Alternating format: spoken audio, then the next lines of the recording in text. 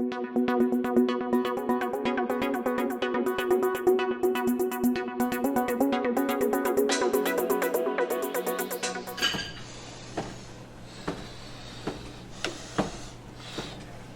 everyone, it's Dr. Rick. You might be wondering why I'm wearing all this stuff. This is to train for Colorado. So getting on a stair stepper is the closest thing we have to getting used to elevation. When you lift your feet up to take the next step, it's a lot higher than actually ascending on a trail. But closest thing we have to taking on that kind of resistance. This thing just makes it harder to breathe. So it's a little bit of a challenge to take a deep breath, and you get used to not really hypoxia, just that sense that you can't get enough oxygen. Sometimes when you get to altitude, the difficulty with taking in a deep breath will start to cause a panic or anxiousness because of the fast heart rate. But if you get used to it, take a break, it doesn't really bother you. Bottom line is you got to start training physically and mentally. Now, worst case scenario, you'll turn around. You won't make it all the way up, and that's fine. But if you're investing in a big trip, I'd say it's worth it to either do this, or you can join me on these stairs. This is called Swallow Cliff Stairs, and it's in Palos Hills in Illinois. So it's right off of 294, in fact. But, you know, bad day, good day, weather permits or doesn't, this is always open. It's a forest preserve. And if you wanted a challenge, I think there's 127 steps along this incline, less on the downcline.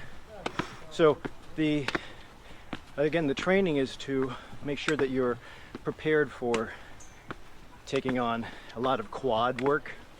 But the other component is being comfortable with the fast heart rate, shortness of breath, perceived exertion, which will be really strong. Sometimes any system below the neck, if they're stimulated hard enough, they can send impulses through the vagus nerve up to the brain and turn on an anxious reaction. So if you're not prepared and you have anxiety in the background, it could be a challenge. Just had a conversation with another hiker who was training out here on the steps. She had an honorable 20 pounds of resistance. My vest is an old-fashioned 40 pounds, which is also honorable. But the bottom line is that as best as possible, try to induce a little bit of a challenge.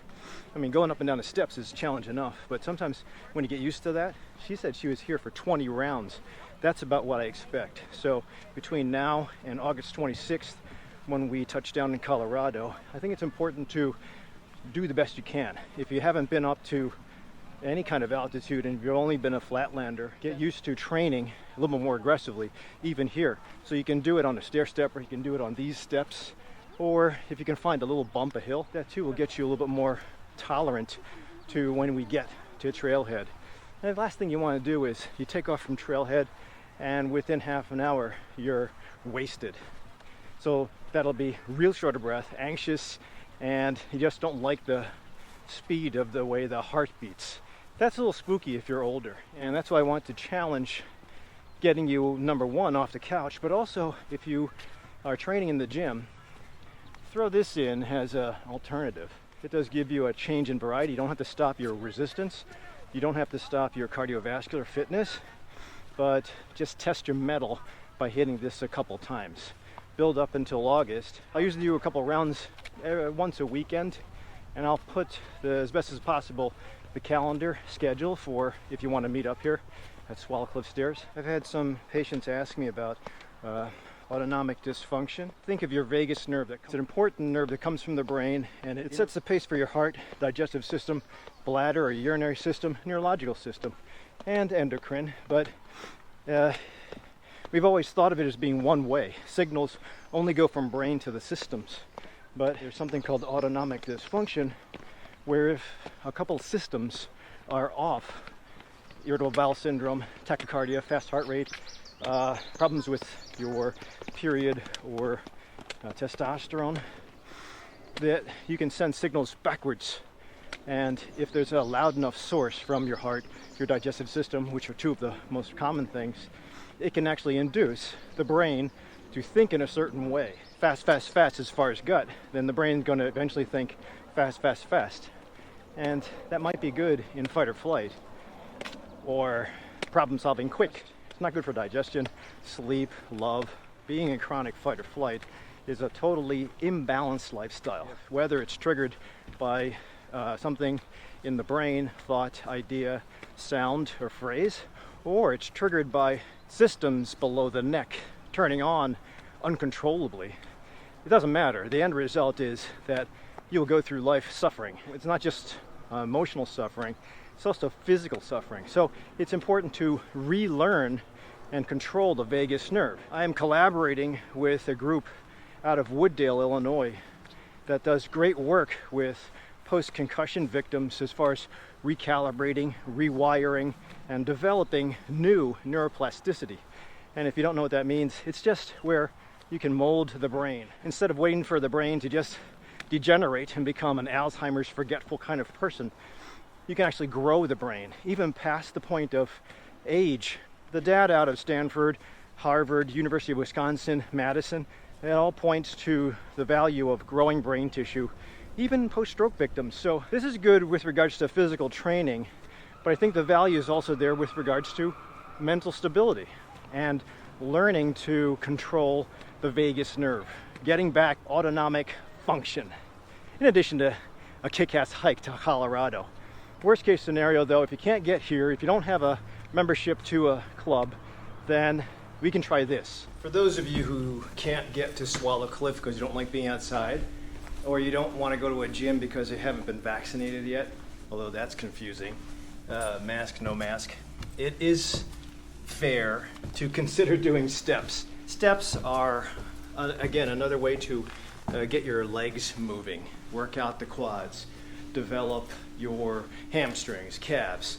I think it's important to push the envelope as far as the strength, lactic acid tolerance, endurance that you can challenge your body with. The problem is trying to find a building. If you have several floors you can get to, I think that's fair. This happens to be my office space, 990 Grand Canyon Parkway. So 214 is the suite number in case you're trying to find me in Hoffman Estates.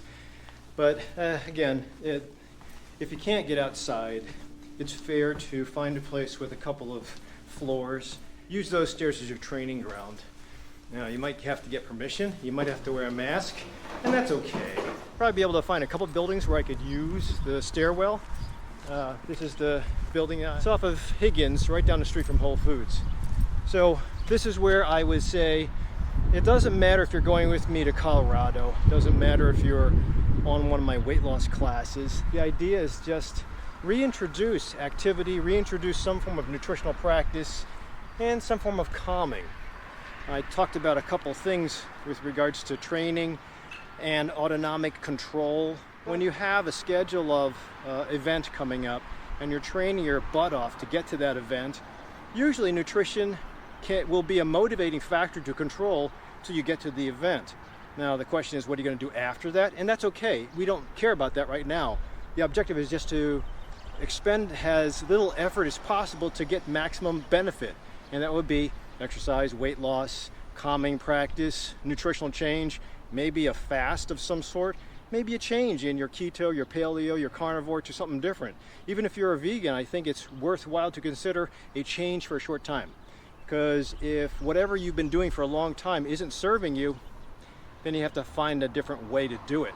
So hopefully this gives you a couple of ideas. If you're coming to Colorado, I'll put down the dates of training on the next couple weekends until we get to August 26th when we hit the mountains. Bottom line, even if you're not going with the alpha group to get to 14,000 feet, or even if you don't want to make it to the trailhead, it's just camaraderie, commiseration, and being motivated with a group, especially when you don't have motivation. Join us as we deploy our changes to healthy lifestyle change, and maybe you'll find your triggers to deploy your own. Thanks for watching up to this point. Stay healthy, exercise, get some good sleep, and I'll see you at the next video.